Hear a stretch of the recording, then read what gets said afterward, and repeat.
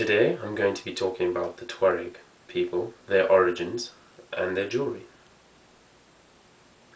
I'd like to start with a quote taken from an article online that gives a very good idea of the Tuareg people and the way they view their lives. When the animal is moving, it's moving. When the wind is blowing, your robes are blowing. The Tuareg value the overall elegance of a piece, the motion of a piece, and the utility of a piece. Allow me to elaborate. The Tuareg people refer to themselves as Imwag, which when translated means the free people. Now consider their mentality living in the Saharan desert as opposed to our mentality living in a metropolis, where everything is handed to us and they have to go in search of everything. They were once a nomadic people, traveling across the desert in caravans of camels. There are still people today who partake in their nomadic routes. The four main countries that the Tuareg people live in the modern world are known as Burkina Faso, Mali, Niger, and Algeria. Burkina Faso being the third least developed country on the planet. Almost everything is handmade, from their buildings, to their clothing, to jewelry, using natural dyes and silver as their main cast for jewelry, saying that gold brings evil energy and evil spirits to them. Most of the knowledge I have of the Tuareg people comes from Burkina Faso and Niger. Niger, being a landlocked country made up of mostly desert, has 200,000 square kilometers of land to a measly 300 square kilometers of water. The Tuaregs' attitude towards their lives and their jewelry is well depicted in this quote. Their jewelry is not only aesthetically pleasing, but also very culturally relevant. Their jewelry was an interesting way of depicting the difference between two tribes in the olden days when they were more nomadic people.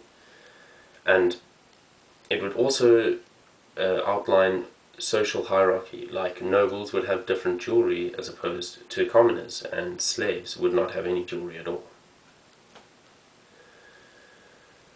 The jewelry making process has been passed through the bloodlines of like a few families, but they are the only families that are going to be jewel makers ever.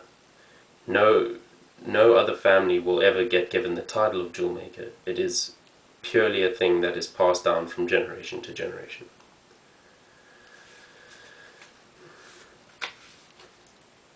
Back to the social hierarchy. The place that's given to a jeweler in the modern world is that they are higher than slaves or freed slaves, but lower than warrior nobility or judges. They use a simple array of tools to create their jewelry, using a hammer, screwdriver, clay mold, and silver.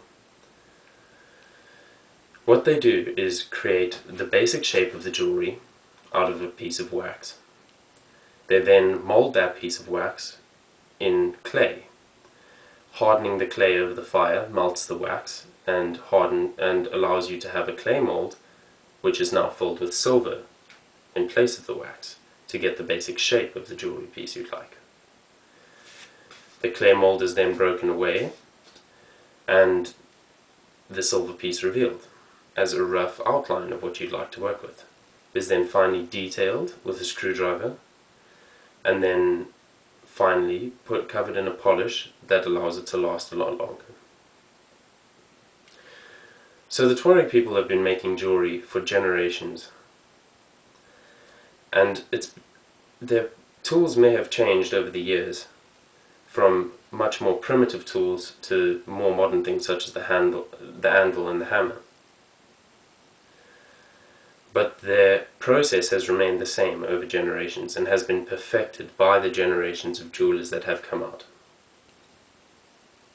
No mechanics are used in the process, so the proportions of the jewelry are not always perfect, but I think that's what makes them special.